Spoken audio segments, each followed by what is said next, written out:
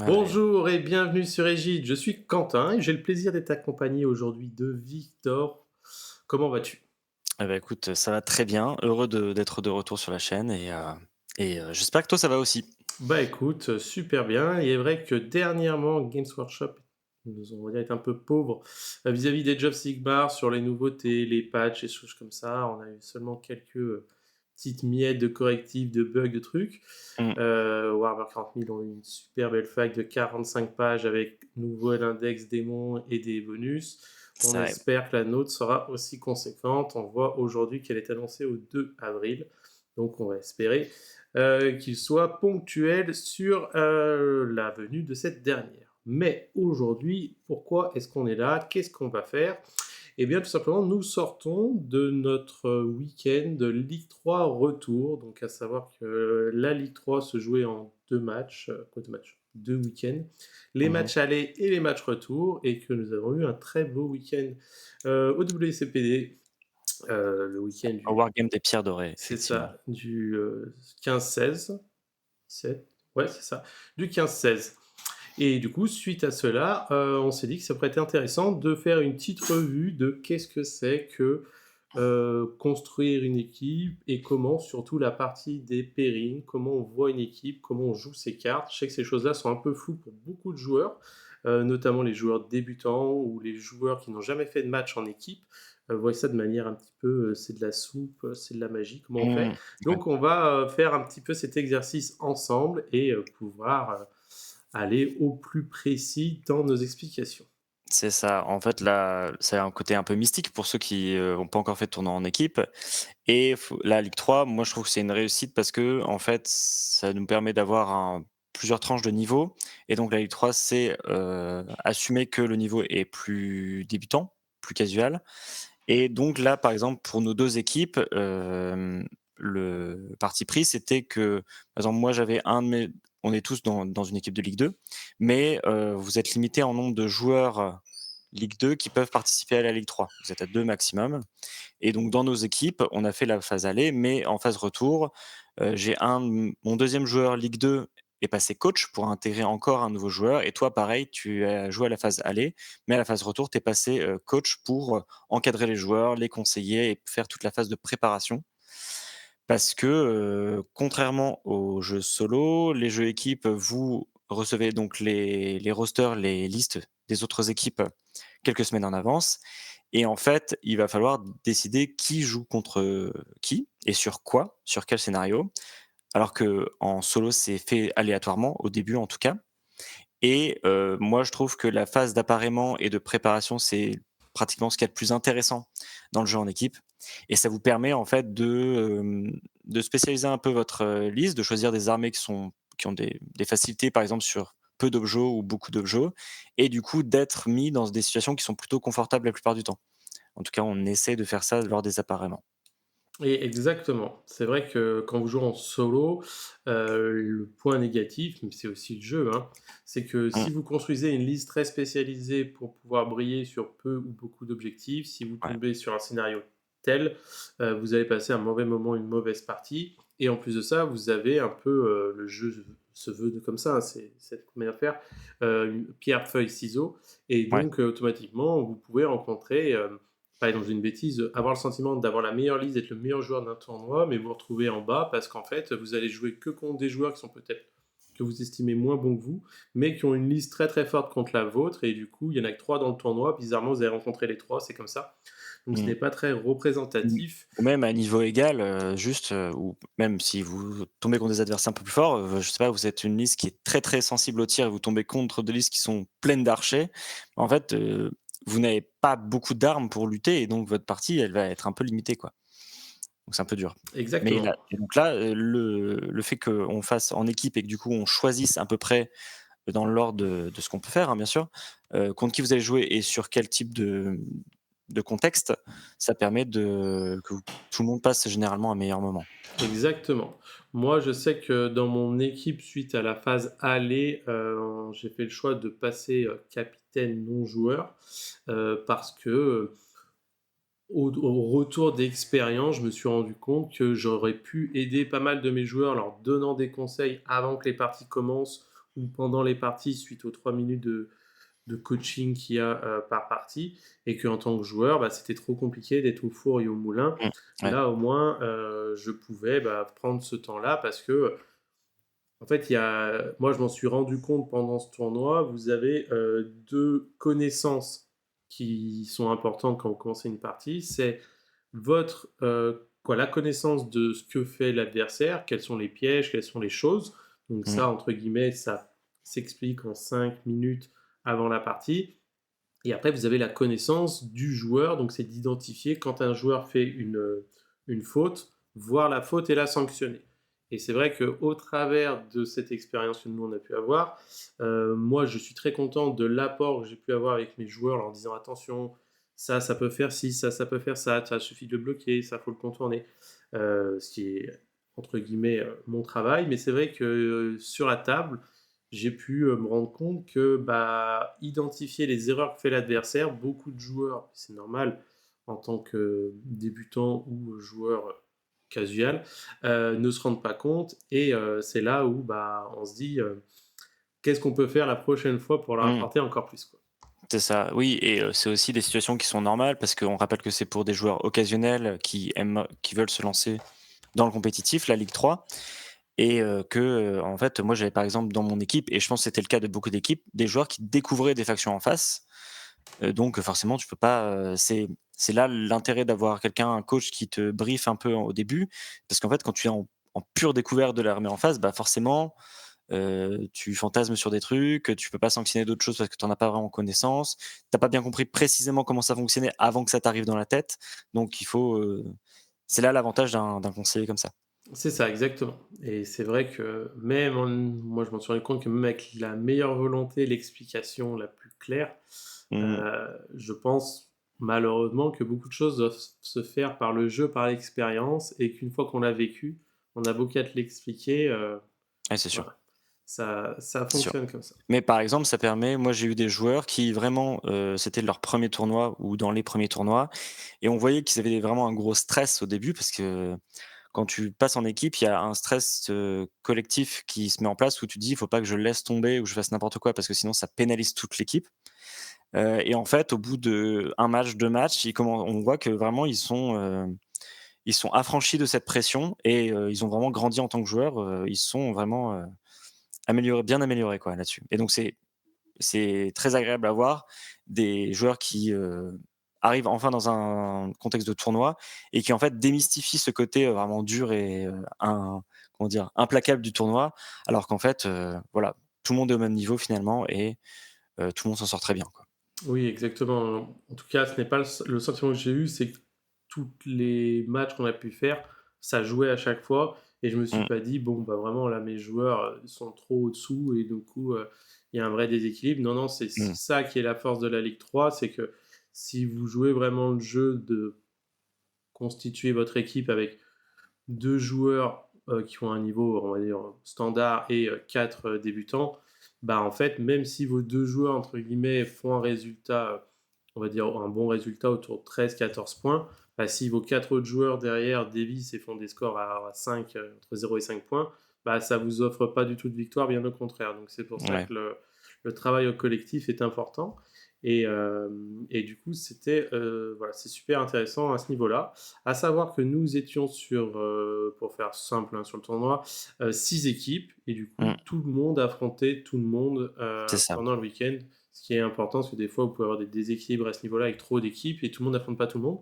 Donc là, il Ouais. n'y avait pas de système, voilà, de sous-marinage ou quoi que ce soit. À Mmh. savoir que le système de points aussi n'était pas basé sur la victoire-défaite, mais bien sur le nombre de points au Cumulé, ouais. cumulé que tout le monde rapportait.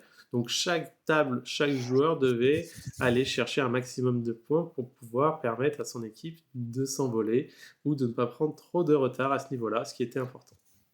C'est ça.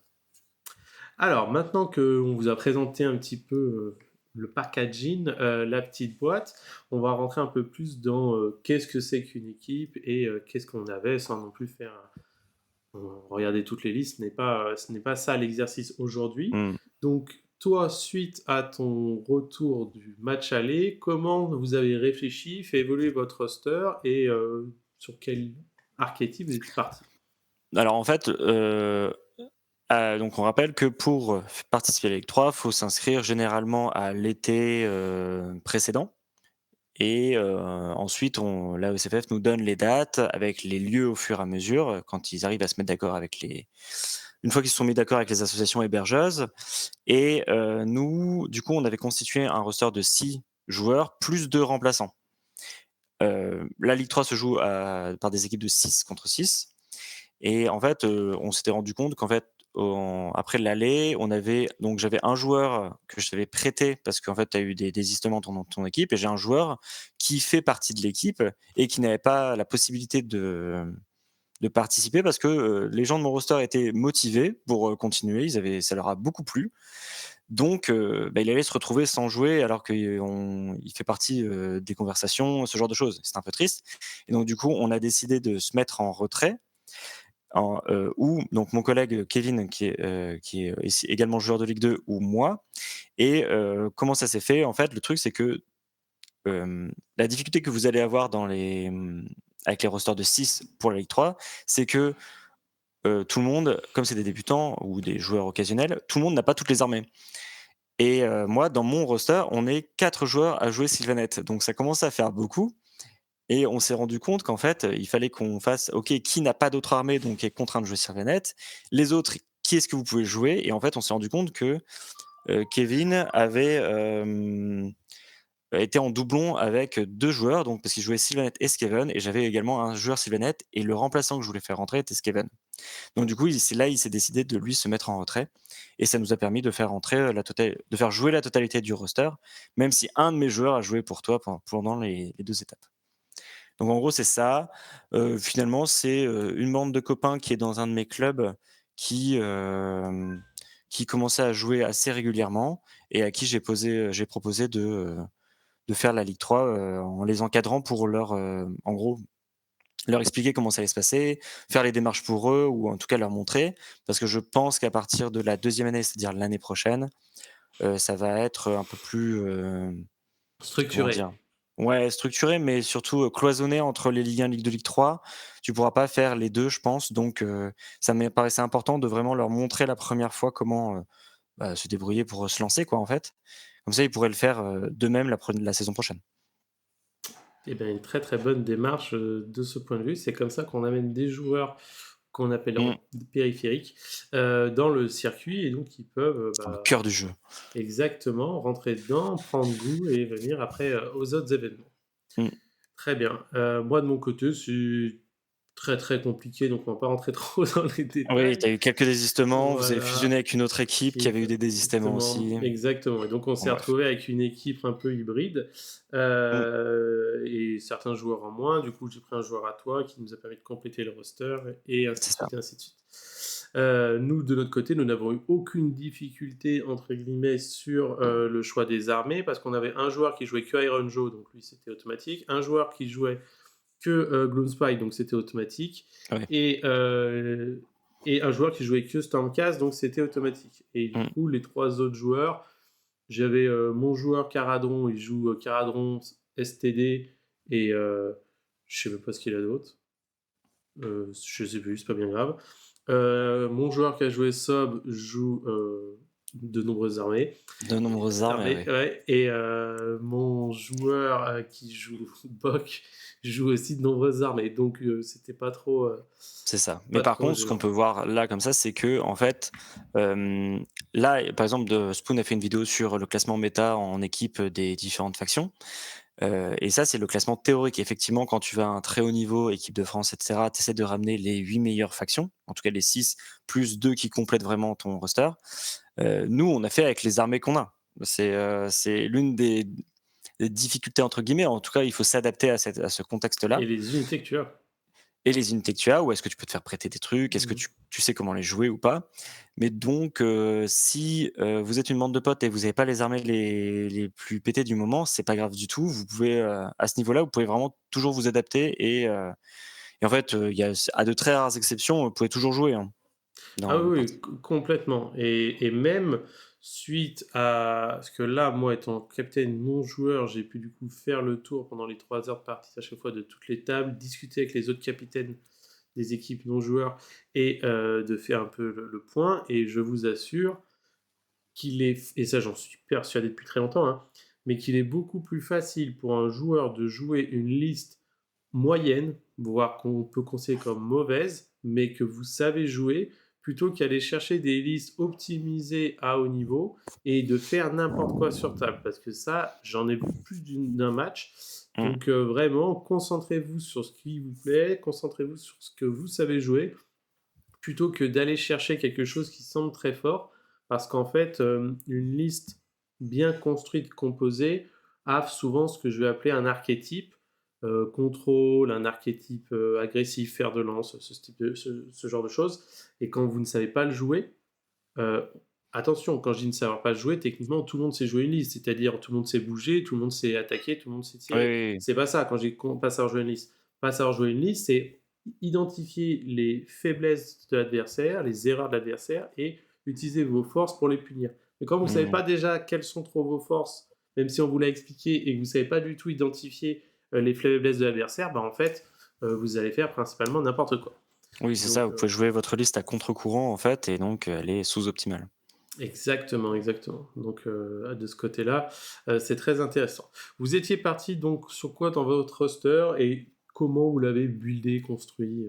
En gros, alors mon roster, il y avait un STD, c'était, on l'avait choisi parce que c'était une faction assez facile à prendre en main, parce que les 2 autres factions, c'était un des joueurs Sylvaneth, donc ça c'était pas cuit pour lui. Il y avait la possibilité de prendre Nurgle également, mais ça a demandé beaucoup de peinture, beaucoup d'assemblage, à peu de temps de l'événement, donc en fait, c'était aussi la plus facile à sortir. Et donc c'était, on a fait une liste classique, très puissante, qui est, en gros, dans la difficulté, c'est vraiment dans l'exécution, pas trop dans la stratégie.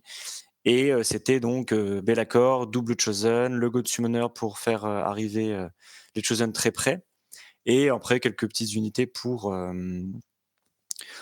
faire les tactiques, les bords et cetera, et cranter un petit peu. Mon joueur, il avait choisi d'être en 3 pauses parce que vraiment il voulait un sorcier en plus, un Chaos Sorcerer, pour mettre la ward sur les élus éventuellement, et parce qu'en fait il se sentait plus à l'aise avec un niveau de magie supplémentaire. Voilà. Ensuite j'avais, un joueur, Crawl Boys, pareil un autre joueur Sylvaneth, donc c'était sa deuxième armée.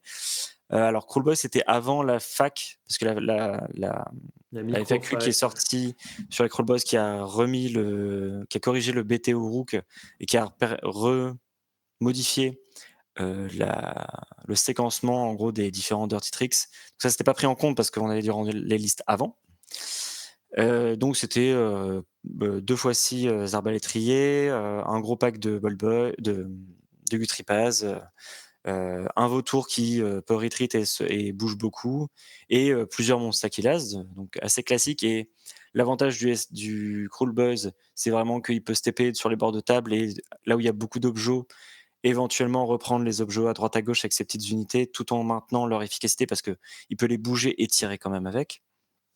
Ça, c'était intéressant. On avait un Idonet, donc ça, c'était mon joueur Nightone on avait un peu marre de Nightone et qui est passé sur Idonet avec sa nouvelle armée.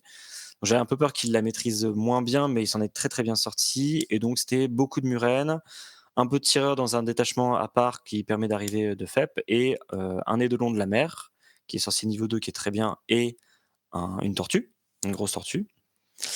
Et donc ça, pareil, sur plein d'objets, c'est assez fort, assez inarrêtable. On avait un Skaven, qui avait eu un pack de Ratling, mais qui avait également un pack de Jesai. Parce que déjà, sinon, ça lui demandait de faire beaucoup de montage et de peinture avant l'événement. Et on s'est dit que finalement, pourquoi pas, les Jesai pouvaient apporter autre chose à la liste qu'un deuxième pack de Ratling. Par exemple, plus de facilité à aller chercher le tir adverse, ce genre de choses.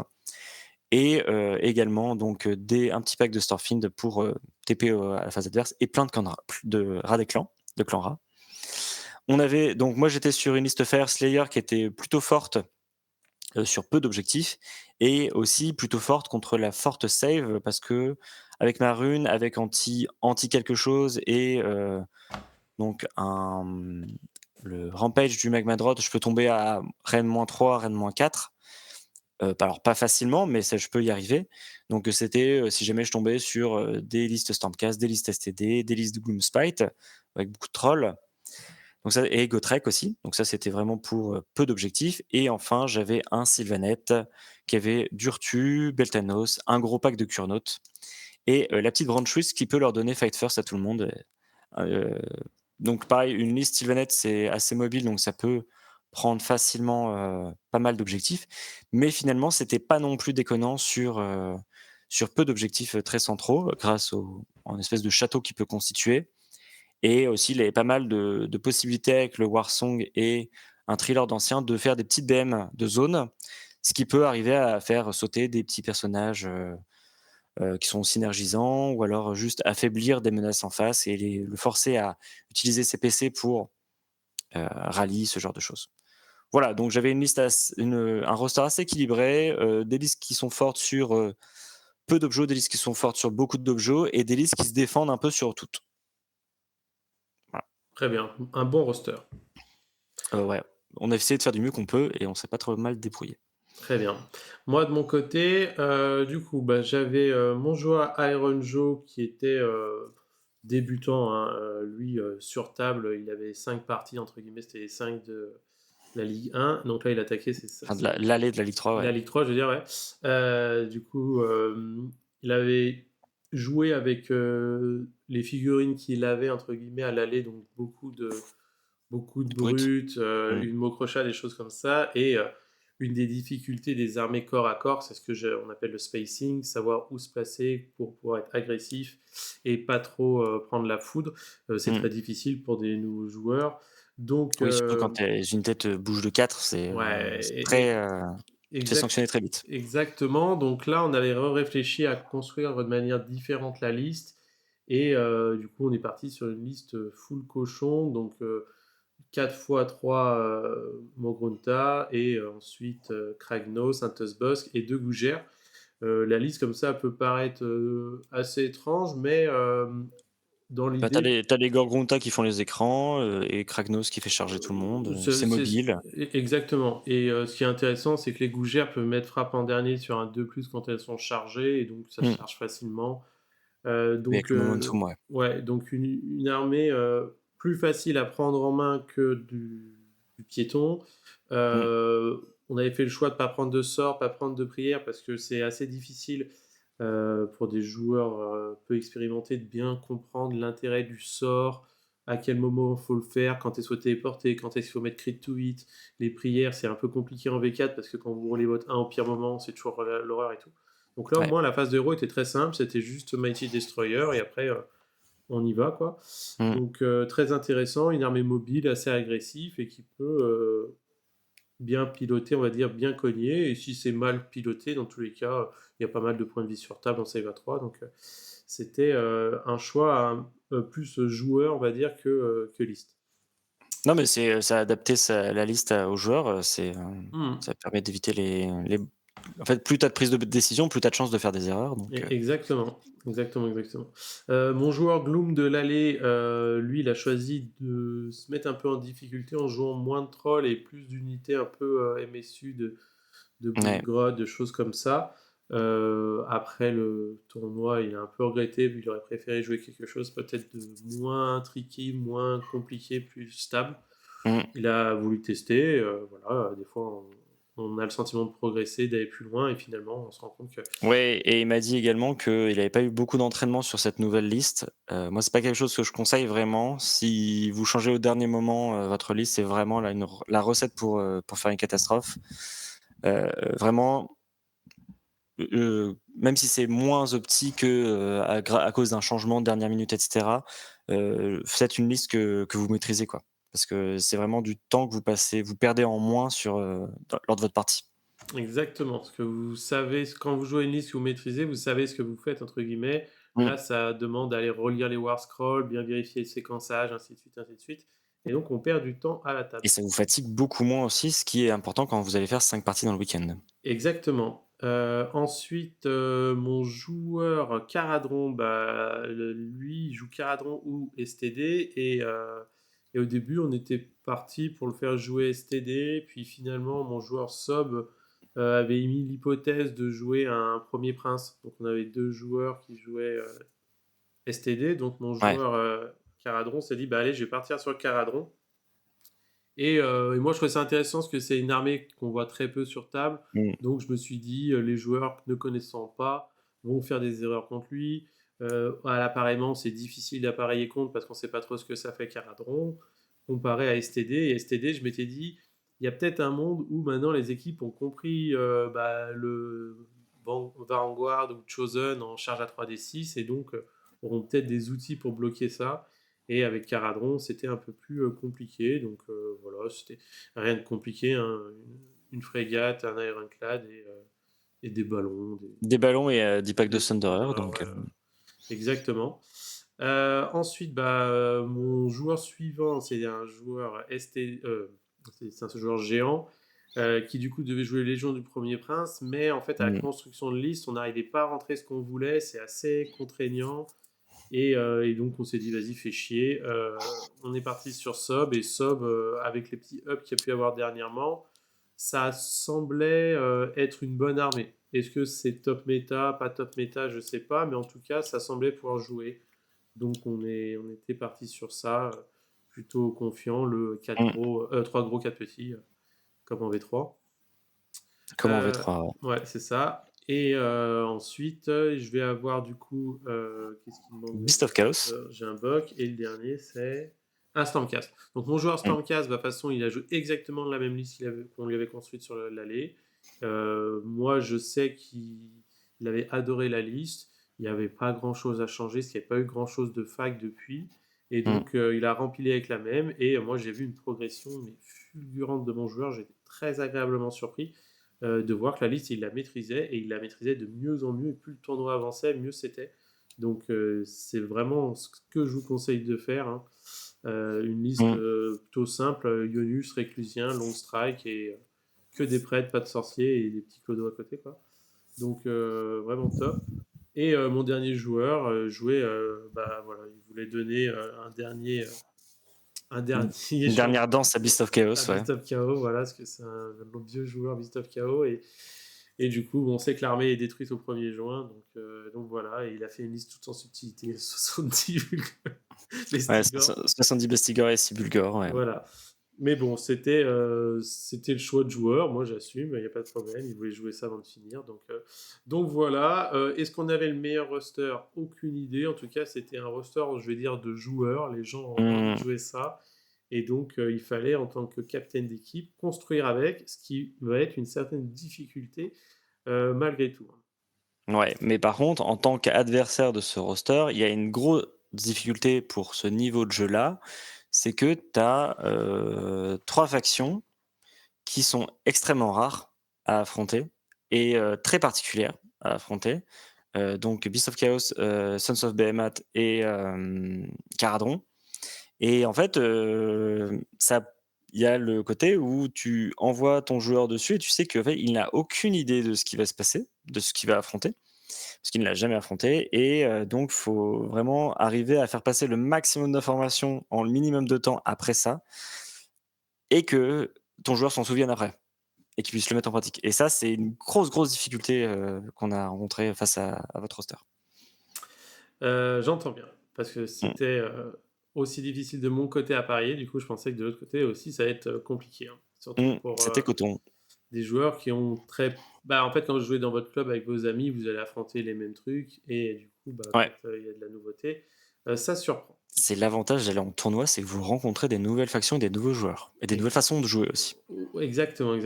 C'est pour ça que j'encourage tout le monde à aller en tournoi, solo ou en équipe. Donc voilà, donc là maintenant, on a fait un peu la présentation de chaque chose, qui joue quoi, comment. Et on va pouvoir rentrer un peu plus dans le tournoi. Donc par chance, les organisateurs, donc le club des Pierres Dorées, qui ont très très bien fait les choses, nous ont donné en avance les scénarios et qui allait jouer contre qui, quand, où, comment. Donc ça, C'est ça, c'était le planning. Exactement. Ça, c'est très très bien de l'avoir. Et c'était 2 semaines en avance, je crois. Donc vraiment, on avait tout le temps. Ouais, exactement. Donc, premier match, on va pas vous faire les 5, hein, mais juste celui-ci. Il se trouve qu'on s'affronte l'un l'autre à 9h sur le champ de bataille, au son du coq. Sur les scénarios suivants que vous avez à l'écran, à savoir, tac, Bataille du col, Star Strike, en français ça va être Chute chute d'étoile, d'étoile, et ouais. Border War, Guerre de frontières. voilà, c'est ça. Très bien. Donc les scénarios sont posés, à savoir que la particularité, et je pense que ça ne doit pas arriver souvent, que le Théo a fait le choix de mettre Battle for the Past et Border War, Bataille pour le col et Guerre de frontières en français, sur la même ronde, parce qu'en fait c'est le même scénario, sauf que vous tournez juste l'orientation des zones de déploiement, ce qui C'est change ça. les choses, mais sur le principe c'est le même scénario, ce qui est assez cocasse, on va dire. On s'attend souvent à avoir Oui, des dans la scénarios. disposition des objectifs, c'est effectivement le même scénario et ça permet généralement aux organisateurs de cycler les scénarios comme ça, sans avoir à modifier la disposition des tables. Et donc, généralement, c'est pour ça qu'on les voit généralement sur des rondes différentes en tournoi. Exactement. Mais là, on les avait en même temps. C'est Donc, ça. une première difficulté, quoi, je sais pas vous de votre côté, mais nous, quand on a discuté, c'était un peu chiant parce qu'on se disait, bah, finalement, c'est le même scénario avec les mêmes opportunités, les mêmes forces et les mêmes faiblesses. Et donc, une difficulté à se dire, OK, où est-ce que mon adversaire va envoyer telle liste ou telle Mmh. liste fonctionne mieux? Parce que finalement, ils sont tellement passe-partout, ces scénarios, que tout le monde peut mettre un peu de tout et n'importe quoi dessus. Donc, très compliqué, lorsqu'on réfléchissait Mmh. à l'observation du roster adverse, de savoir qui vous allez mettre où. Alors moi, je suis pas Cependant, d'accord. attends, je finis. Vas-y. Cependant, vous aviez, quoi, il y a Star Strike, et Ouais, Star Strike, c'est pas un scénario que beaucoup de joueurs font parce que non. beaucoup d'aléatoires, ça fait un peu peur à la lecture, il faut savoir où tu mets les objectifs, tout ça. Et aussi, c'est un scénario qui se veut sur le tour 1 et le tour 2, round 2, avec un seul objectif. Donc, un seul objectif, c'est-à-dire avoir la capacité de défendre un objectif ou de prendre un objectif. Et quand on n'est ni l'un ni l'autre capable de le faire, bah, on est dans la merde, hein, tout simplement. Mmh. Exactement. Et donc, on sait que c'est un scénario qui est extrêmement favorable à STD Bellacor, parce que vous mettez Bellacor sur l'objectif à côté de ses potes, et sur un 4+, il peut les faire frapper en premier, donc ça défend très bien un objectif. Et si c'est le STD qui attaque, ça ne le dérange pas d'attaquer 20 Chosen sur un Oui. objectif, hein. Donc voilà. Et nous, on avait dit, tiens, s'il y a un STD ici, il y en aura sûrement un, comment on va faire pour attaquer? Comment toi tu voyais ces scénarios par rapport à notre roster? Alors la difficulté, déjà par rapport à mon roster, la difficulté que j'avais, c'est que, j'ai un Sylvanet, j'ai un, Idonet, donc qui sont, très forts sur beaucoup d'objectifs. Là, j'ai pas de scénario avec beaucoup d'objectifs et surtout, j'ai, le combo où j'ai bataille du col où en fait, c'est très difficile de faire des tactiques parce que le terrain T1, est ouais. très long. Et oui, T1, mais même après, c'est quand même pas évident et aussi la disposition des décors dessus fait qu'en fait, vraiment prendre la tactique prendre le décor qui est assez neutre généralement est très difficile à faire. Faire les bords de table, c'est très difficile à faire et donc en gros, c'est un scénario qui est plutôt central parce que tous les objectifs, vous voyez, sont plutôt au centre du truc, mais en même temps, c'est pas un scénario où vous pouvez, gagner du temps, tourner autour des objectifs, c'est vraiment on rentre dans l'adversaire, on espère, ressortir gagnant.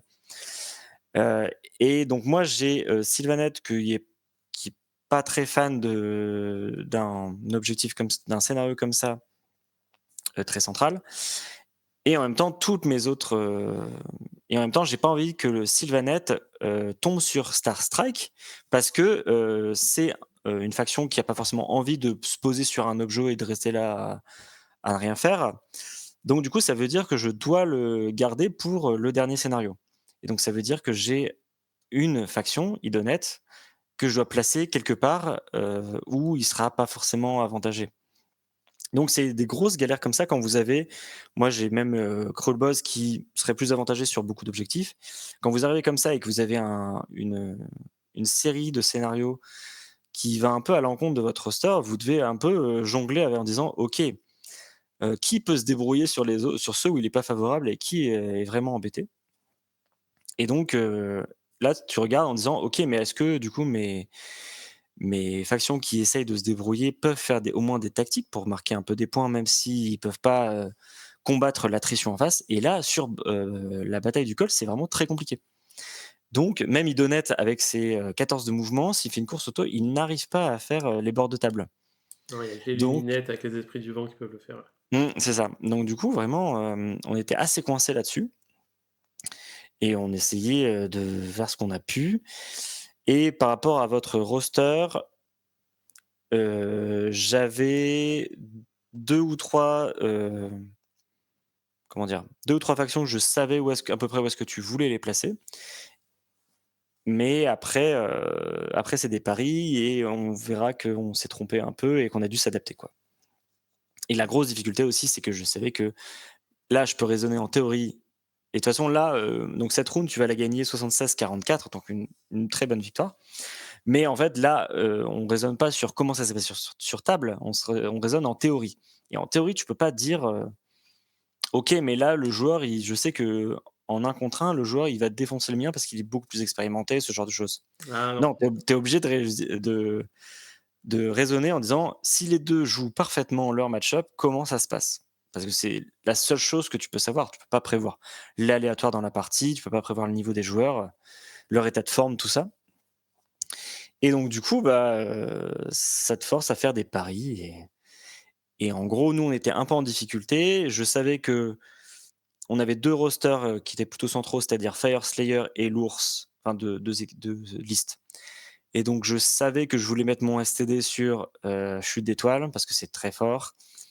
Donc ça veut dire que je voulais me mettre moi sur Battle for the Pass. Donc j'avais mes défenseurs et c'est la première chose que vous devez faire, quand vous commencez à préparer vos appareillements, c'est: «OK, quel est mon défenseur sur le premier scénario?»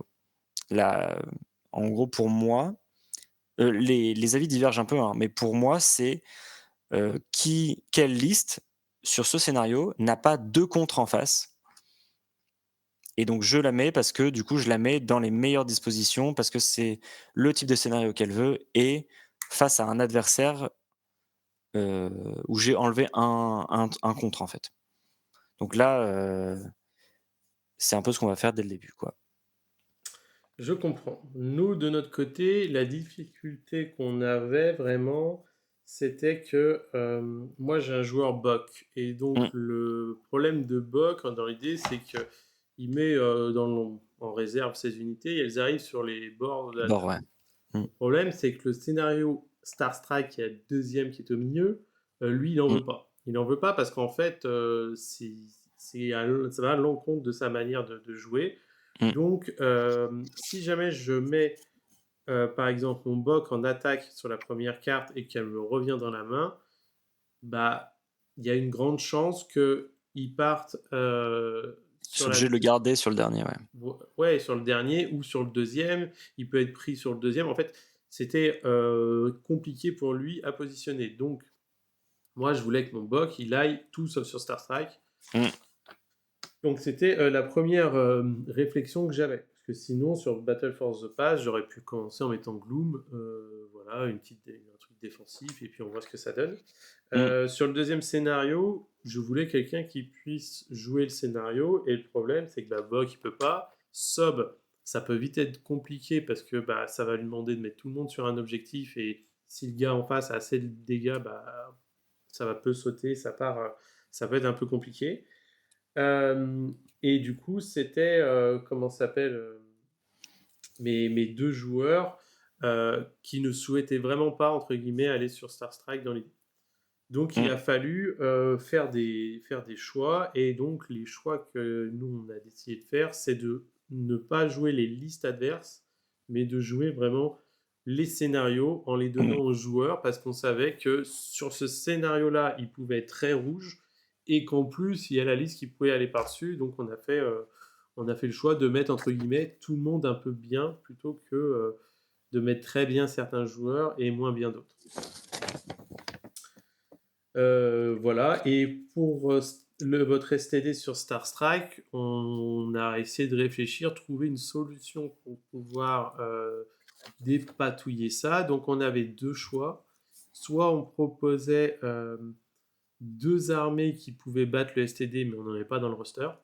Mmh. Soit on essayait de proposer, parce que vu que ça arrivait au milieu, si c'était en première scénario ou en troisième, c'est pas pareil. Là, c'était au milieu, donc on savait que les choix qu'on allait faire allaient découler sur le joueur d'après. Parce que vu qu'on est qu'à 6, Oui. on n'est pas 8. Dès que vous mettez, en fait, vous avez mis votre défense sur le premier scénario, au deuxième scénario, c'est déjà réglé, en fait. Il y a Donc quasiment peut-être plus de qu'on choix. peut rappeler comment ça se passe rapidement. Sur le premier scénario, moi, je mets un défenseur en premier. Retourner, Quentin en met un. On retourne pour savoir qui on positionne dessus et qui va du coup défendre. Ensuite, on met deux listes face au défenseur de l'autre, qu'on retourne en même temps. Et là, le défenseur sur le scénario choisit un des deux et l'autre est renvoyé dans la main. Et le truc, c'est que après le dernier scénario, il vous reste qu'une seule carte en main. Et donc, en fait, celui que je vais rejeter sur le deuxième scénario va forcément jouer contre celui qui me reste en main. Et inverse pour Quentin. Donc, du coup, quand tu proposes deux factions sur le deuxième scénario, tu sais que l'autre va aussi choisir qui va garder ou pas pour son dernier match-up. Exactement. Et du coup, le deuxième scénario, c'est très, très compliqué parce qu'il faut que vous mettiez un défenseur en se disant: «OK, mon joueur va pouvoir scorer le maximum de points», Mm. tout en envoyant 2 attaquants pour bloquer la défense d'en face, mais que la carte que vous n'envoyez pas, qui vous reste dans votre main, va automatiquement se retrouver contre l'autre. Et donc, si vous n'y avez pas pris en compte, souvent le dernier se retrouve un peu, dans une situation étrange parce que, bah, il dit: «Ah Ouais. bah, c'est pas ce que j'avais prévu». Tu dis: «Ah bah ouais, mais en fait, on n'a pas réfléchi assez loin», parce que c'est Mm. dur, hein. Et donc, c'est un peu le bordel, quoi. Oui, parce qu'en fait, si vous offrez sur le deuxième scénario un match-up à votre défenseur que vous avez choisi où vous gagnez 11-9, mais qu'en rejetant le mec, vous lui donnez un 20-0 gratos contre votre dernière carte, bah, en fait, vous êtes perdant sur l'échange, quoi. Exactement, exactement. Et c'est la partie la plus difficile. Mm. C'est une fois que vous avez passé le premier attaque-défense, c'est ce croisement en 8 comme ça, là, qui est très intéressant intellectuellement, mais qui est très difficile.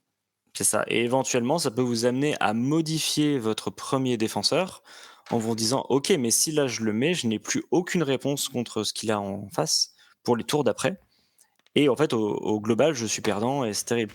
Nous, on a carrément hésité à mettre Idonet sur Battle for the Pass en défenseur, même si on savait qu'il allait avoir un match-up compliqué et voire enfin, médiocre en tout cas, parce qu'on voulait garder peut-être des munitions pour ce qui nous vous resterait après sur les derniers. Ah ouais, non, vraiment, ça, je comprends. Nous, comme je t'ai dit, le choix qui a été fait, ça a été de faire en sorte que mon boc n'aille pas sur le scénario du milieu. Mmh, Et donc, voilà, ça a été entre guillemets le plan de jeu OK, initial. Donc, on commence la ronde, c'est 8h30, on est tous réveillés, c'est tout ça. le monde est à l'heure. Vous faites un jet de dés pour savoir qui va être considéré comme le premier défenseur et qui va être considéré comme le deuxième. Le premier défenseur choisit sa table avant tout le monde et ensuite c'est le deuxième, etc. On va gagner le jet de dés, donc nous on aura notre premier défenseur va choisir sa table en premier, donc il aura tout le choix. Globalement, c'est pas très pertinent à notre niveau de jeu, mais c'est un détail qu'il faut noter, quoi. Ça peut changer quelque chose. Et donc du coup, moi je vais mettre ma liste Fire Slayer sur Battle for the Past en premier. Et toi, tu vas mettre ton Beast of Chaos, du coup. Exactement. Pourquoi? Parce que comme je vous l'ai dit, mon boc ne veut surtout pas aller sur Star Strike. Du coup, il y a un monde où si je l'envoie en attaque sur Battle for the Pass, vous me le renvoyez dans la main. Que je Mmh, le renvoie en attaque sur Star Strike, vous le preniez dessus. Et donc, c'est typiquement ce que moi, je ne voulais pas. mmh, Donc, on a fait le choix. C'était très risqué parce qu'en faisant ça, je savais que tu allais avoir 5 cartes dans ta main pour pouvoir le mmh. contrer. Mais le seul gros compte que mon Beast of Chaos avait chez vous, d'après lui, c'était STD. Et donc, si jamais STD arrivait, on partait du principe qu'on le renverrait dans ta C'est main ça. en voyant ce qu'on en fait après. Et moi, j'étais très surpris parce que je pensais que ton Beast of Chaos, tu allais me le mettre plutôt en attaque et je prévoyais de le rejeter, effectivement, pour te mettre en difficulté sur Star Strike, mais que du coup, tu allais le garder en dernier dans ta main pour Border War, en fait. Notamment parce que il arrive à 9 des bords courts, enfin à 9 du bord, et en fait, sur Battle for the Past, tu peux pas arriver sur l'objet de ton adversaire à 9 du bord parce que c'est sur les bords longs, Alors que sur Border War, c'est beaucoup plus court la distance et donc tu peux arriver de fait directement sur l'objectif de ton adversaire. Et donc je pensais que t'allais favoriser ce choix-là pour cette raison. Ouais, non, non, on avait vraiment, fait le choix de ne pas prendre de risques, sur ça et en fait, quand vous avez une carte qui reste dans votre main, vous êtes toujours tenté à un moment de changer pour l'envoyer en attaque, en ci, en ça et on Mmh, s'était dit: «Non, non, on veut pas ça» et dans l'idée, on s'était dit que, Caradhron étant une liste tellement exotique, mmh. ça serait pas déconnant qu'on garde le Caradhron pour aller en exilé à la fin parce que vous auriez plus grand chose et on voit un peu ce qui se passe, quoi. Donc, suite à ça, eh ben, on commence à retourner les cartes. Chacun C'est voit ça. du coup Fire Slayer et du coup Nubok. De notre côté, c'est vrai que Fire Slayer, en fait, on n'avait pas réfléchi à votre défenseur parce que, comme je vous disais, pour nous, entre le 1 et le 3, c'est tellement des objectifs, des scénarios un Mmh. peu passe-partout. Tout le monde peut jouer dessus. Tout le monde les a déjà joués aussi, hein. C'est les scénarios les plus joués chez les joueurs. Qu'on ne savait pas trop quoi. On s'adapterait sur le moment. Et donc, votre Fire Slayer, bah, moi, dans l'idée, on voulait attaquer Sob parce que 4 objectifs assez regroupés, lui, ça lui allait. Et le deuxième attaquant, on ne savait pas trop quoi mettre. Là, on commence à se dire, bon, Caradron, est-ce que ça passe pas vu que tu as un artefact anti-tir et ainsi de suite, et ainsi de suite, c'était Ouais. peut-être un peu compliqué. Le match-up, on l'avait déjà fait, Sub, Fire Sayer, je sais que ça peut Il est très passer. volatile, ouais. Ouais, voilà, mais ça peut Mais en fait, le passer. le problème, c'est que celui qui perd se prend un gros cul parce que l'autre, l'atomise et en fait, c'est sur quelques jets de dés que ça change tout donc c'est un Exactement. risque. Exactement. Mais je sais que mon joueur Fire Sob est un joueur d'expérience Il est pas trop mauvais effectivement. et donc j'ai confiance à ce niveau-là Mmh, et en fait, dans ma main, je me dis: «OK, mon Iron Joe, je sais que ça le fera pas, mon Caradron, il veut pas, bah, mon Bock, il est déjà sorti, mon mmh. Stormcast, je veux absolument le mettre sur Star Strike». Et du coup, qu'est-ce qu'on fait? Eh ben, on va prendre la carte entre guillemets passe-partout. Dans notre roster, on a une carte passe-partout, c'est le Gloom. Le Gloom, il va passer un sale week-end, mais c'était un peu prédit entre guillemets parce que c'est notre bouche-trou, quoi. Mmh, Et là, bah, on va le mettre là face à vous. Donc, on vous propose Sub Gloom. mmh. Et vous, de votre côté, vous nous proposez Idonet STD. Quelle était votre réflexion à ce niveau-là? Alors à la base, moi, j'avais anticipé que tu mettrais Stormcast sur, Battle for the Pass, parce que comme il y a les objectifs, de ton territoire sont assez loin du bord, tu peux te re-TP dessus pour le choper. Tu as quand même une grosse létalité avec les long strikes de loin, ce qui fait que, en fait, tu mets du temps à aller chercher les long strikes parce qu'ils sont vraiment, à l'autre bout du monde. Et tu as, une grosse force de frappe quand même avec Yunus et les Reclusianes qui sont très tanky et tout, même si tu as un petit défaut d'OC, au moins tu peux te TP à droite à gauche pour faire des tactiques, tenir un peu le centre, si ça passe bien, avoir une grosse létalité et épuiser le mec et au final, sur la fin, tu marques, une grosse différence de points sur la fin de partie. Finalement, tu as pas fait ça, du coup, j'ai dû m'adapter parce que j'avais prévu de mettre Idonet et Skaven sur, ce scénario et je me suis dit que le Skaven n'avait pas assez de dégâts pour passer, les murs de PV que sont le Beast of Chaos et du coup, j'ai envoyé mon STD et mon Idonet.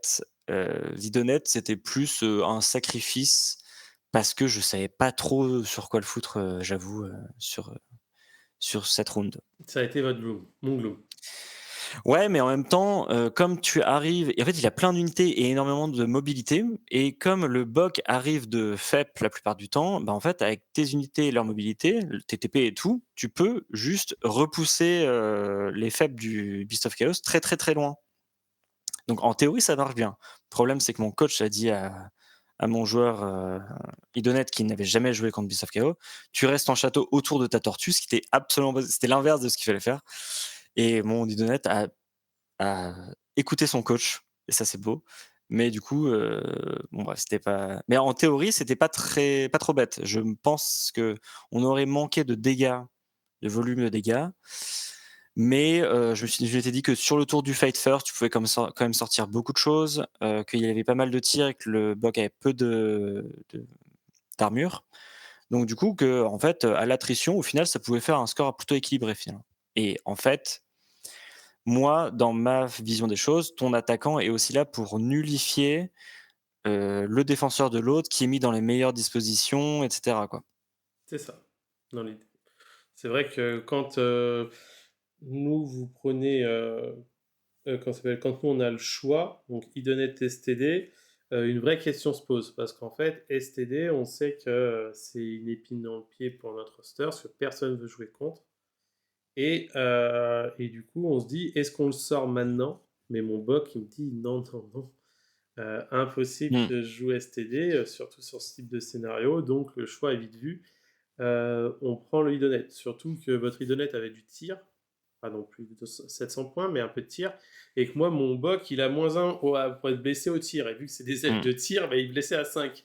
Donc on s'est dit, bon, bah, pourquoi pas, et si jamais il y a un château qui se met en place, il y a un truc sur un objectif, bah, on cercueille, et puis on varie tout, quoi. Et par Mmh. chance, en effet, c'est le call qui a été fait, et du coup, quand mon joueur m'appelle pour prendre les 3 minutes, il me dit, il y a tout d'un côté, euh, qu'est-ce que je fais? Je lui dis: «Bah, tu manges tout, quoi. Tu vas tout là-dessus, et puis une fois que tu lui as Mmh. enlevé, 1000 points ou 1200 points d'armée, bah, ça sera plus facile pour jouer, quoi». Mmh. Donc voilà, mais on était, contents de mettre notre box sur Idonet entre guillemets, même si on savait que ça pouvait jouer parce que, bah, Idonet, ça a de la mobilité, tout ça.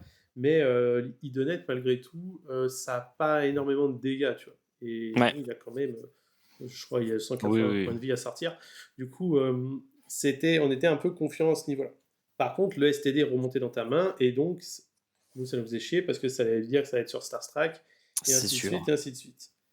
C'est sûr, Comment c'est vous sûr. avez choisi, vous, entre mon Sov et mon Gloom? Quelle était la réflexion? Bah, en fait, j'ai pas envie de prendre le risque, parce qu'on a fait le match plusieurs fois. J'ai perdu toi et moi, perdu les 2 fois et en fait derrière le sub déroule et c'est l'inverse. Si l'inverse et ça se passe un peu mieux en termes de dégâts pour moi, c'est la même chose. Je déroule derrière donc et surtout sur, ce scénar où il y a finalement pas beaucoup depuis le centre, il y a pas beaucoup de distance jusqu'à l'autre objectif. En fait, tu peux, facilement marquer, 10 points, sur les 2 derniers tours, 10 points à 0 donc l'écart se creuse, mais j'ai pas envie de prendre un risque comme ça dès le premier match et alors que j'ai déjà joué contre ton joueur Gloom et je vois que il a moins de trolls, donc c'est plus facile à sortir et qu'il a beaucoup plus de squigs qui sont plus dangereux pour, ma faction Fire Slayer, mais qui volent plus facilement si jamais j'ai fight first et qu'il me charge à ce moment-là et donc du coup je trouve et que son TP aussi ne se fait qu'à 24 de son sorcier, donc en fait, il a pas non plus de mobilité de fou et en fait, de toute façon, son décor va être derrière ses lignes, mais c'est dans la direction où je vais, de toute façon. Donc en fait, c'est, je pense en tout point un meilleur choix de prendre Gloom, sachant que,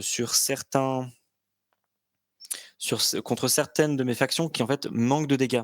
Mon Idonet, mon Cruel Boys et même un peu mon Skaven, ou même mon Sylvanet dans certains trucs, manquent de DPS et en fait, du coup, j'ai envie d'enlever ce DPS check, de Thomas. Très bien. Nous, en tout cas, quand on voit que vous prenez le Gloom, on est content parce que chaque Fire Slayer, et la manière dont tu joues va mettre des points, va cogner. Et là, je me dis, bon, mon Gloom, il va faire un peu tout et n'importe quoi, et ça va, Les ça, Vary Pop, ce genre de ouais, choses. ça va faire un petit défaite, petite victoire, et donc je suis pas trop inquiet au score à ce niveau-là. Je suis même plutôt Mmh, content de dire, ok, OK. je sors le FS parce que j'ai beaucoup de gens dans mon roster qui peuvent se faire avoir par les strike first, strike last, qui n'ont Mmh, pas tous des outils pour gérer Gotrek, et donc ça peut vite partir en couille. ouais, Donc là, le premier scénario est fait, les cartes sont c'est revenues ça. en main, nous allons pouvoir attaquer du coup sur Star Strike, et donc là, dans l'idée, ça commence à être un peu plus compliqué, ce qu'il faut voir sur 2 phases, et pas Oui, juste là, une. c'est comme si en fait, on faisait la truc sur 2 scénarios en même temps. Exactement, exactement, exactement. Donc, sur ce côté-là, moi, je m'étais dit que vous alliez mettre STD en défense. Mmh, Moi, j'ai mon Stormcast qui est briefé, il a jamais joué, quoi, pas beaucoup Star joué sur Strike. Star Strike, mais il sait à peu près ce qu'il doit faire. Je lui ai expliqué, et puis j'ai confiance, en lui et donc on avait dit, nous, de notre côté, qu'est-ce qui peut fonctionner? Ben, on s'était dit soit Iron Joe, parce qu'Iron Joe a des outils avec le frappe en dernier Mmh. pour cliquer les trucs et tout, De la s mobilité aussi, et de ouais. la mobilité, soit de mettre notre joueur Gloom. Sauf que notre joueur Gloom On étant n'est plus là. plus là, bah, en fait, j'ai mon joueur, qui c'est que je le remplace?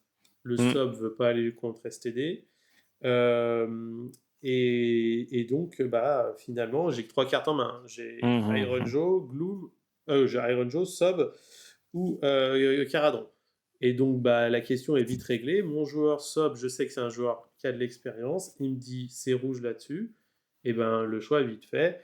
Mon Sub, l'exile sur la troisième partie et selon ce que vous allez m'envoyer dans la main, je vais faire en sorte de le mettre au max et puis, mon Stormcast, je sais que ça tricote, Stormcast, et donc normalement ça devrait Mmh. plutôt bien se passer.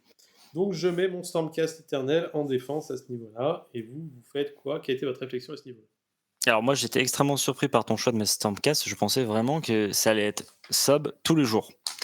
Parce que je me dis, sub pour défendre un objectif, ça va. Tu mets, un mec sur l'objectif et du coup tous tes autres subs sont occupés à taper, comme des sourds et tu perds pas de sub à rester sur des objets, quoi. Et après une fois que, bah, la poussière elle est redescendue, s'il te reste des subs, tu gratuit, quoi. Après, je pense que Sons of Behemoth, ça joue aussi beaucoup sur les premiers tours où tu marques un gros delta de primaire et tout. Et donc là, si sur la fin, tu as plus de sub parce que tu t'es fait laver, effectivement, c'est risqué, quoi. Donc ça, c'est un peu une erreur d'estimation de ma part. Mais en fait, je pensais que tu allais mettre sub aussi parce que du coup, ça te permet forcément d'éviter le STD. Parce que du coup, tu vas prendre l'autre et je voyais pas trop dans mon roster ce qui pouvait avoir assez de dégâts pour tomber le sub, à part le STD. Du coup, je vais mettre le STD parce qu'en fait, c'est Be'lakor et les Chosen avec 20 Chosen chute d'étoile, c'est super facile à jouer, super fort. Donc ça, je suis assez ravi et en attaquant contre ton SCE, je vais mettre, mon Sylvannet parce que,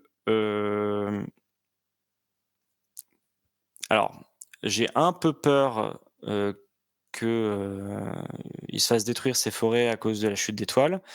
Mais en même temps, mon joueur est un joueur Sylvanette, donc il sait que ce qui peut se passer, quoi. Il va pas se faire avoir avec ça. Et tu as que les long strikes qui sont vraiment embêtants. Tu peux mettre des forêts pour t'en prémunir d'ici à ce que les troisièmes sortent, quoi, en gros. Les chutes d'étoiles au troisième tour arrivent. Donc d'ici là, tu as déjà gagné 2 tours de tir, c'est déjà pas mal.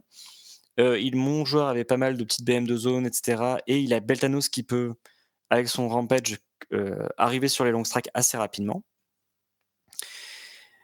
Et aussi, il a, la Branch Switch qui lui permet d'avoir Strike First et donc en fait, il peut mettre ses Kurnotes, très près de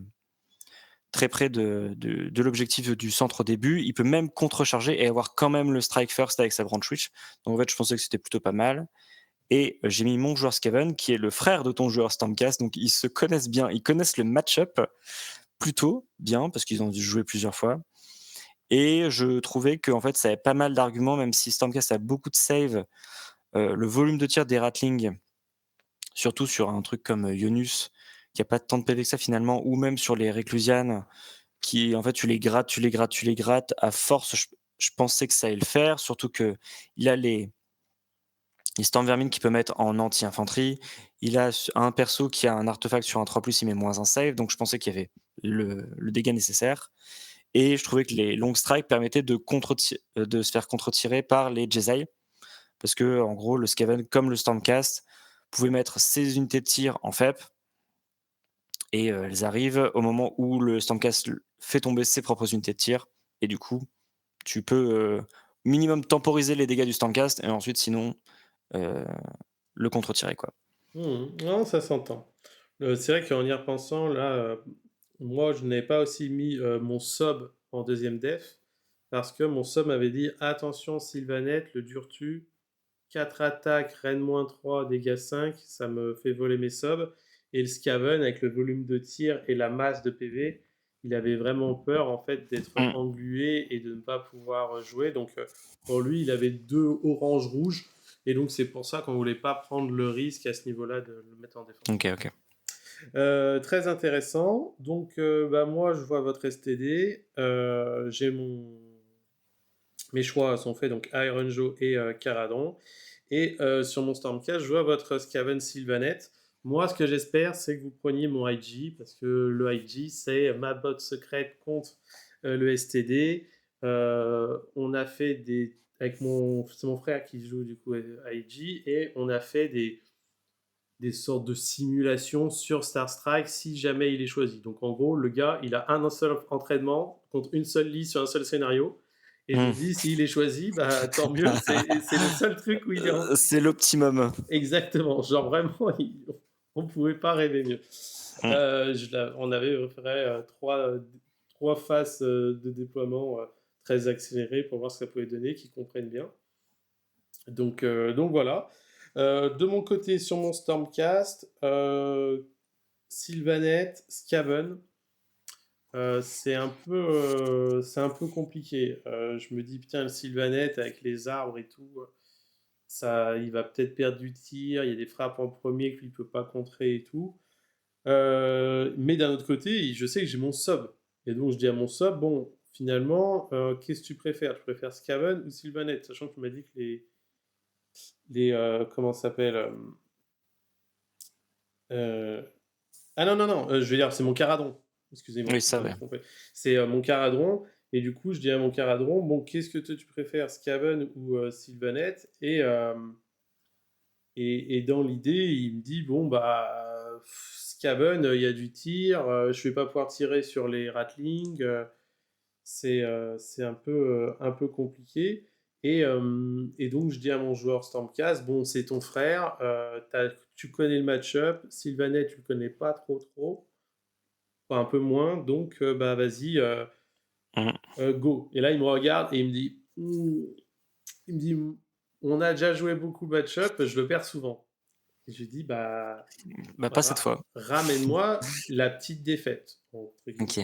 Tu vois, je suis vraiment en mode mon Boc, il me ramène une victoire, mon Gloom, il me ramène une petite défaite, mon SCE me ramène une petite défaite, mon Iron Joe, s'il est pris, il peut ramener une victoire, et mon Caradron, Mmh. s'il n'est pas pris, dans tous les cas, voilà, on verra ce qu'on fait, mais Je vois. c'est ce que je me dis, quoi. Et donc, bah, on est parti sur ça.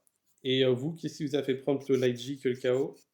Hem, Bah, en fait, c'est le facteur, alors ah non, alors, en fait, je me suis trompé, j'ai pas mis mon Sylvanette, j'ai mis mon Cruel Boys. Ah oui, parce que je me disais qu'il y avait un truc qui... J'ai mis mon Cruel Boys contre ton en attaquant et parce que du coup, la Oui, baliste c'est sur ça. Ionus, les tireurs sur Ionus et cetera, ça me paraissait pas mal. En fait, j'avais peur parce que si je refuse ton IG, ça veut dire que j'ai Kragnos et des cochons contre Durtu, contre, un Trilord ancien et cetera, avec la possibilité de mettre le Fight Last, donc du coup, de contrecarrer le Fight First de la Branch Witch, ou les Kurnotos sur Durtu. Donc en fait, mon Sylvanette qui a plein de petits chips dégâts qui s'additionnent, en fait, sur des packs de cochons, on s'en fout, quoi. Parce que, certes, tu vas perdre peut-être une attaque en dégressif, je sais même pas s'ils sont dégressifs. Non. Voilà, et donc du coup, en fait, ou tu les tues ou tu les dégraisses pas, ça sert à rien, quoi. Et donc en fait, j'ai trouvé que c'était pas hyper facile et je préférais, parce que mon coach avait déjà fait le match-up, Sylvanette contre Caradron, et je préférais ce match-up-là, en gros. Donc du coup, j'ai rejeté, je me disais bien que l'IG contre STD, c'était un petit peu une proposition un peu bouteillée, qu'il devait y avoir quelque chose là-dessous. Mais je l'ai prise parce que je pensais que malgré tout, avec la projection STD, le double tap et cetera, il y avait forcément moyen de faire un truc, quoi. Et en fait, c'est juste, tu peux, tu les grosses gougères qui effectivement peuvent mettre un Faites fight là. last, mais il faut que du coup tes 2 gougères, arrivent à charger sur les 2 packs Il y en de a qu'une Chosen seule qui arrivent peut mettre, c'est One Spartan Army en plus. ouais ça, donc en fait ton autre pack de Chosen il fait contre-charge et c'est pas grave, tu vois? En gros, c'est l'idée. Mmh. Ouais, ça s'entend et du coup, oui, c'est bien ça, parce que moi, je me disais: «Pourquoi est-ce que mon Sylvaneth, je l'aurais envoyé, ça Ouais, marche pas?» ouais, mais oui, ouais. donc c'était Skaven, Kruleboy et du coup, à mon joueur sub, c'est bien ça, j'ai demandé qu'est-ce qu'il préfère entre Skaven et Kruleboy parce que je savais qu'il avait plus d'expérience. Il m'a dit: «Je prends le Kruleboy parce que le Skaven, ça va être des PV, ça va être machin et le Kruleboy, j'ai tout ce qu'il faut pour le gérer».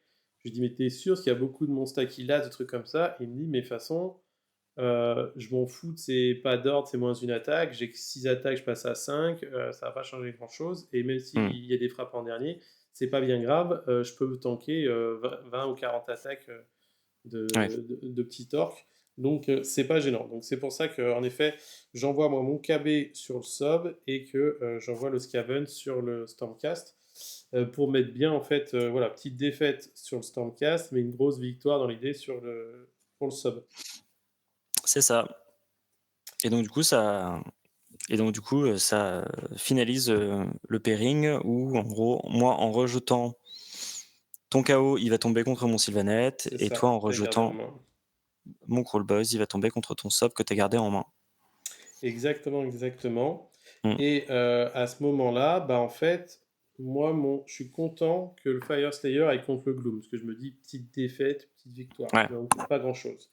De l'autre côté, mon bot contre Idonet, on discute avec lui, il me dit -1 blesse au tir, donc je vais pas prendre beaucoup de dégâts. Et si j'arrive à cliquer la tortue ou les murènes, ça devrait le faire, ça va voler, donc je suis plutôt ouais. confiant à ce match-là. Sur l'autre table, mon Stormcast contre Skaven, bah, mon Stormcast me dit qu'il perd souvent, donc je lui ai dit petite défaite. Donc bon, je me dis deux petites défaites, une bonne victoire, pour le moment ça le fait.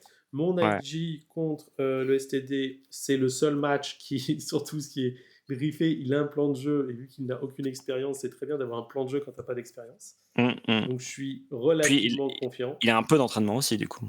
Oui, je suis relativement confiant, même si je sais que ça peut partir en couille. Mmh. Mais ce qui me met très, entre guillemets, le seul truc vraiment qui me faisait un peu bien, c'est que mon Iron Joe est en 2 pauses et toi, ton STD en 3 pauses. Il n'y avait pas de «et si ta limite». C'était, je Mmh. savais, on avait fait le plan, c'est «il commence, point barre». Enfin, mon Iron Joe commence. Voilà, de l'autre côté, bah, nous avions donc Sylvanet, Caradon et Sob KB. Donc Sob KB, je me disais, c'est bon, mon joueur, il va gérer, il va me rapporter 13-14 points. Et alors, mon Caradron contre Sylvanette, là, par contre, bah, il me dit comment on fait. Je lui dis, bah, tu vas avoir du mal à lui tirer dessus, donc essaye de jouer sur ta mobilité, va chercher peut-être la petite victoire. On va voir ce que ça fait, mais je suis pas trop confiant parce que bah, lui, il a beaucoup de. Toi, tu peux mettre du frappe en premier, mais lui, mon mec, il me dit, ouais, moi, j'ai beaucoup de frappe en premier. Quand je charge avec Mmh. mon bateau, j'ai une frappe en premier. Et puis, je peux tirer de très proche, me rapprocher très proche et tirer de très proche. Donc, potentiellement, aller tirer un peu sur ce que je veux. Les forêts peuvent le faire chier, ainsi de suite. Mais il peut charger les forêts, se mettre proche, charger les forêts et aller dedans. Donc, et c'est un gros gamble de son côté, parce qu'il n'a jamais joué le match-up en Caradron, mais je me dis, bon, il a des outils, donc on va voir ce qui se passe, quoi. Et de ton côté, qu'est-ce que vous dites suite à votre pairing? Mmh. Alors en gros, le but du pairing, nous, c'est pas éventuellement de forcément gagner, c'est que moi tout le monde puisse jouer. De ce côté-là, le pairing, il est un peu raté parce que j'ai un Cruel Boys contre un sub où je sais plus ou moins qu'il a pas assez de dégâts, en fait, pour, faire tomber le sub.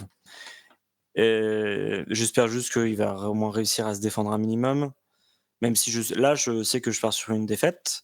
Mon Sylvaneth, normalement, je pense qu'il a les armes, en théorie, pour se battre le Caradron, mais le truc, c'est qu'il n'a jamais joué contre Caradron. Il sait pas ce que c'est, ce que fait cette armée et Caradron, faut vraiment l'affronter 3-4 fois pour, enfin comprendre, OK, c'est comme ça qu'il faut le prendre, quoi.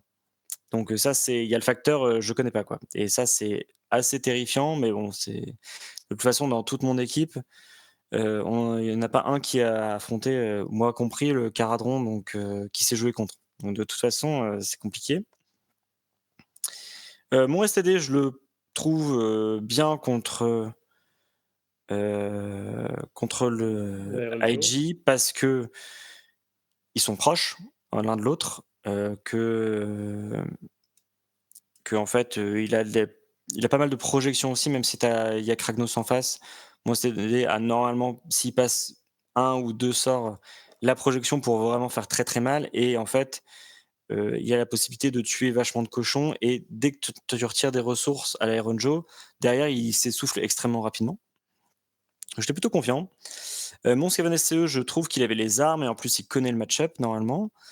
Et donc mon Dinonet contre le Boc, je pensais que ça allait être compliqué, mais je me suis dit qu'il y avait la possibilité vraiment de prendre le Boc à son propre jeu, donc en repoussant ses FEP, grâce à la mobilité de l'Idonet. Et donc finalement, même si je savais qu'il y avait un problème de dégâts au bout d'un moment, je trouvais qu'il y avait des choses à faire quand même dans le match-up. Très bien. Mm. Donc voilà. Alors comment ça s'est passé cette expérience de coach finalement? Moi, Qu'est-ce que c'est un peu le rôle du coach une fois que c'est Exactement. commencé? Moi, c'était la première fois que j'étais coach non-joueur. Je devais l'être sur un tournoi de L2, mais ça s'est pas fait. C'est très très intéressant, en tout cas, de pouvoir être présent et de donner des conseils avant que la partie commence, de guider un peu les joueurs, notamment des joueurs qui n'ont pas trop d'expérience, pour pouvoir les mettre en confiance. Et même eux me le disent, ils savent qu'ils peuvent faire appel à un capitaine qui va intervenir avec les 3 minutes, qui a l'œil sur toutes les tables et qui sait à peu près ce qui se passe dans les parties et donc qui peut les guider correctement. Moi, honnêtement, sur les 5 parties de jeu, j'ai 4 parties, 4 rounds, 4 matchs où mes joueurs m'ont appelé, ça s'est bien passé. Et le round où ils ne m'ont pas appelé, personne ne m'a appelé, il y a eu plein d'erreurs de dévissage. Donc c'était vraiment très intéressant de ce point de vue-là. Par contre, c'est énormément de travail, de préparation en amont, de qui peut faire quoi, comment, essayer de comprendre ses joueurs.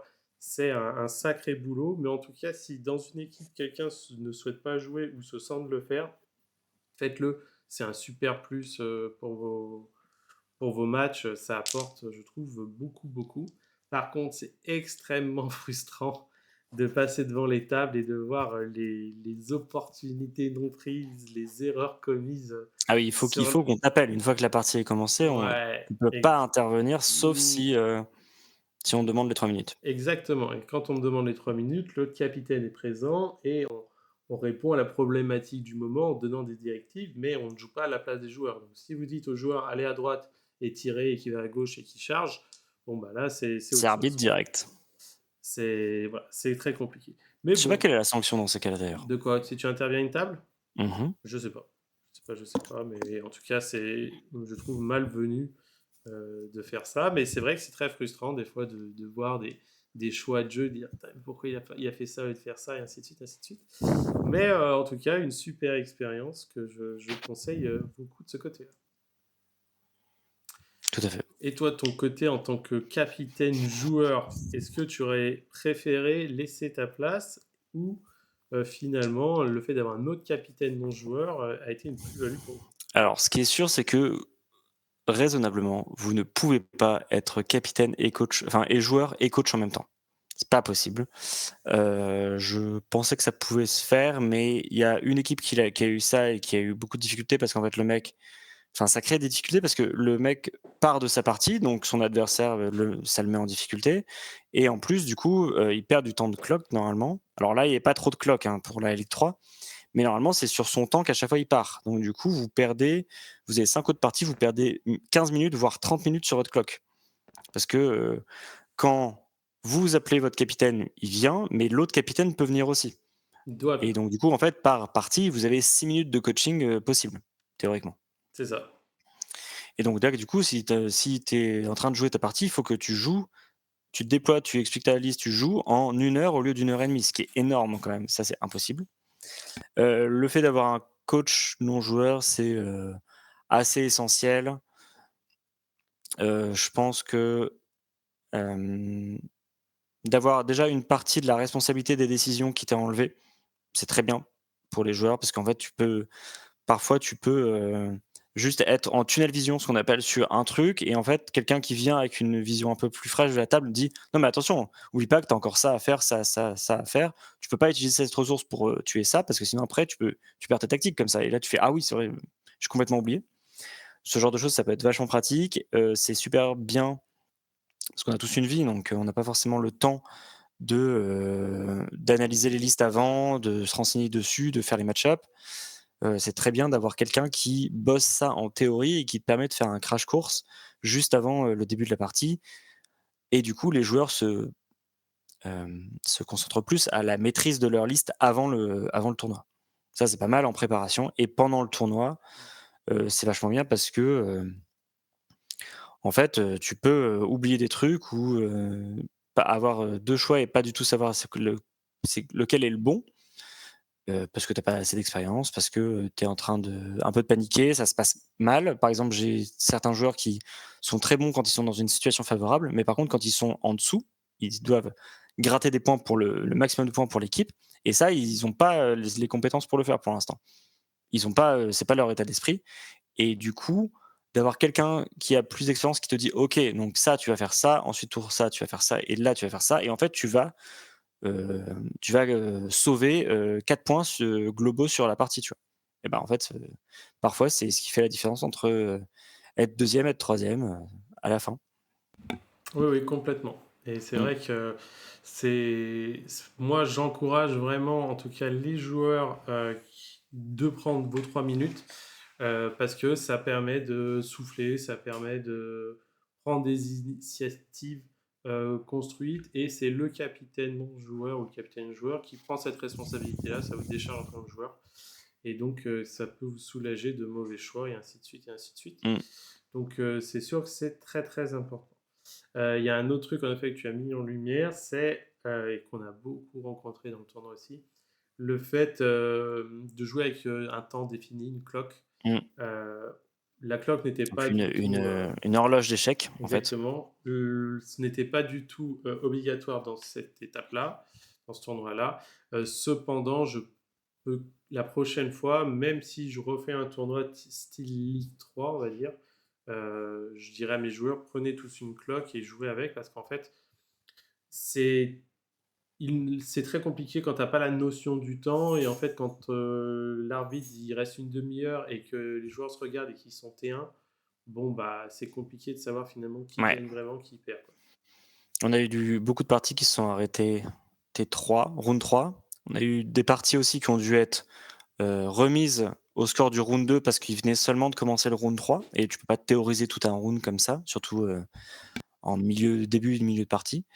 Donc du coup, ça a été un problème sur le tournoi, malheureusement. Alors ça a pas créé de conflit, hein, globalement, mais c'est vrai que du coup, certains matchs, leurs résultats ont été un peu tronqués, et en fait, c'est bizarre parce que quand tu as pas de clock comme ça, que tu la joues pas de façon active, en fait, tu t'endors dans ta partie, tu papotes, tu réfléchis. Tu peux réfléchir, en fait, en introspection pendant 10 minutes et pas t'en rendre compte, et en fait, ça pose vraiment problème parce que, en fait, t'as pas une hygiène de jeu qui est adaptée, en fait, à un temps défini, et du coup, en fait, aussi sur la fin, tu te dis: «Bah, est-ce que c'est moi qui ai pris trop de temps? Est-ce que c'est mon adversaire? Parce que j'ai l'impression que j'ai pas beaucoup joué ou j'ai l'impression qu'il a beaucoup réfléchi». Mais en fait, c'est impossible à quantifier, et donc au moins avoir une cloque et avoir le geste de l'activer, la désactiver, enfin l'activer, la passer à son adversaire ou la reprendre, en fait, ça te maintient dans un rythme et tu te dis: «OK, bon, bah, là, il faut que je prenne une décision quand même, ça fait 30 secondes que je réfléchis». Heu, voilà. Ou alors, c'est le moment où tu dis: «OK, là, je vais réfléchir pendant 10 minutes sans trouver de solution, c'est le moment où j'appelle mon coach». Ça peut être pas mal.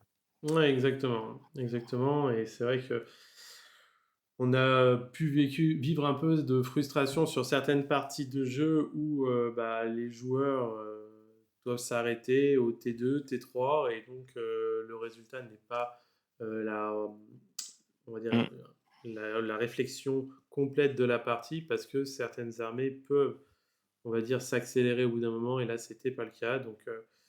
Oui, Donc c'est vrai qu'il y a aussi une disparité entre des factions qui scorent très fort au début et des factions qui, bah, jouaient le late game, et donc devaient d'abord, en gros, raser la main en face pour ensuite commencer seulement à ramener des points.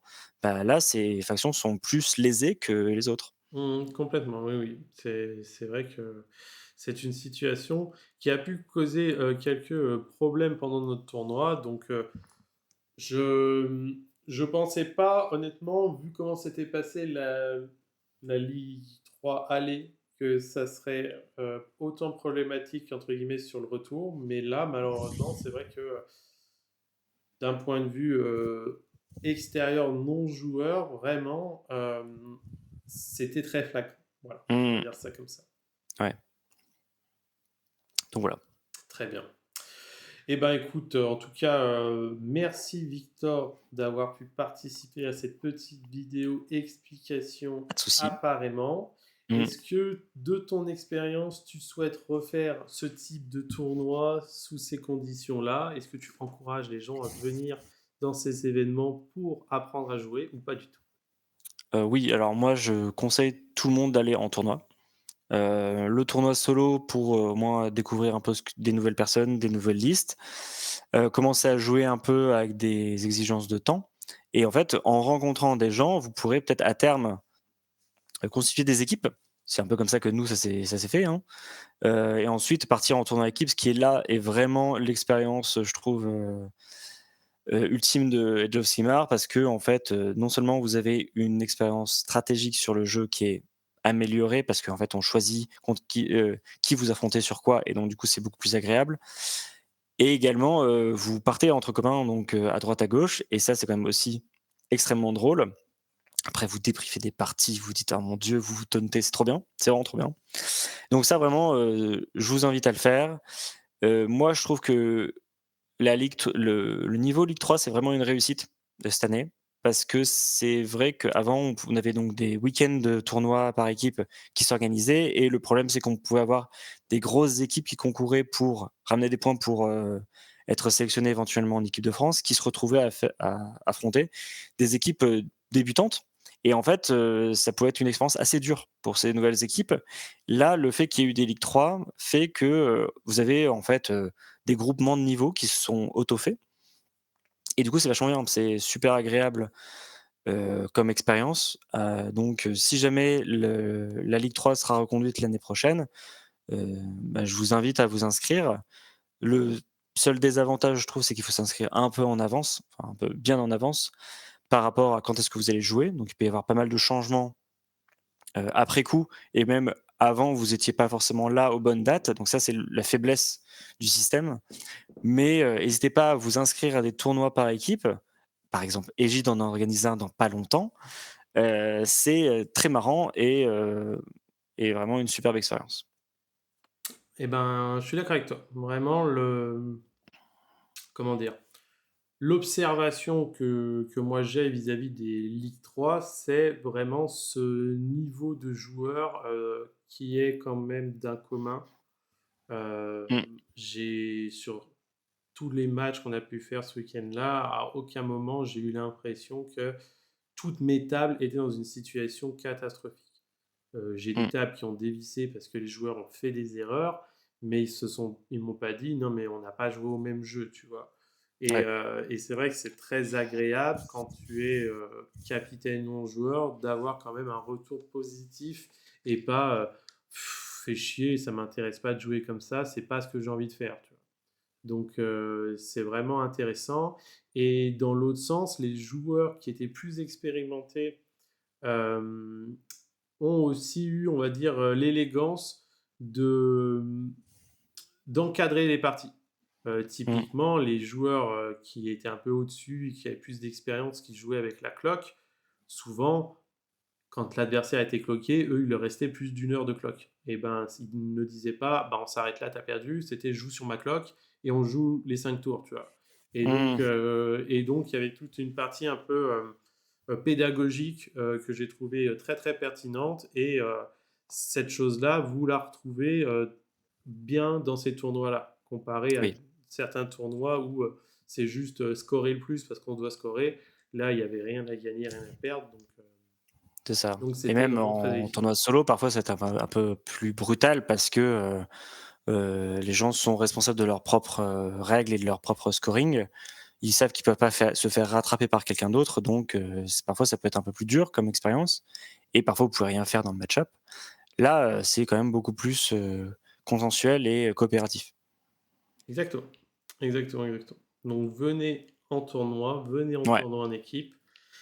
Si jamais vous êtes tout seul, n'hésitez pas à prendre contact avec, d'autres personnes. Moi, j'ai des fois des personnes qui me contactent pour me dire: «Tiens, je suis tout seul, blablabla, est-ce que tu n'aurais pas quelqu'un et des gens qui auraient besoin d'un mmh, remplaçant ou autre?» Ou dans l'autre sens, des équipes qui viennent me voir en me disant: «Tiens, il me manque un joueur, est-ce que tu as pas quelqu'un qui peut aider, qui peut dépanner?» Donc, mmh. n'hésitez pas à discuter avec les autres joueurs parce que il y a tout le temps de la place. C'est très rare que, comment ça s'appelle, que On puisse tous. pas s'arranger, ouais. Ouais, exactement. Et même pour des tournois, quand vous voyez qu'il est plein, n'hésitez pas à prendre contact avec l'organisateur, leur dire ouais, on est deux, trois de plus. Bah, des fois, ça lui peut dire ok, pas de souci, je rajoute deux tables. C'est largement faisable. Donc voilà, n'hésitez pas. L'ouverture au dialogue est très très important et permet de construire ensemble la communauté de demain. Tout à fait. Bon, bah parfait. Bah écoutez, on va vous souhaiter en tout cas une bonne journée, bon Mmh. visionnage de la vidéo si vous l'avez vue en entier. Et puis, C'est ça. Si vous êtes encore là, dites pierre dorée dans les commentaires. exactement, ça va, 1h30, on a fait pire. C'est ça et allez sur la page T3 du tournoi Égide, il y a encore des places si jamais vous voulez vous inscrire. C'est un tournoi par équipe aléatoire. Donc si vous n'avez pas encore de mate, ça peut être, En effet, intéressant de se trouver une équipe. si vous cherchez à jouer en équipe et que vous n'avez aucun allié, aucun ami ou aucune expérience, c'est de l'inscription en individuel, en solo. Et vous êtes après, par un système magique, mis en équipe aléatoire. Donc vous allez découvrir des nouveaux joueurs, des futurs coéquipiers, et passer Exactement. un bon samedi tous ensemble. Et ben merci tout le monde, ciao, sur la prochaine vidéo. Salut!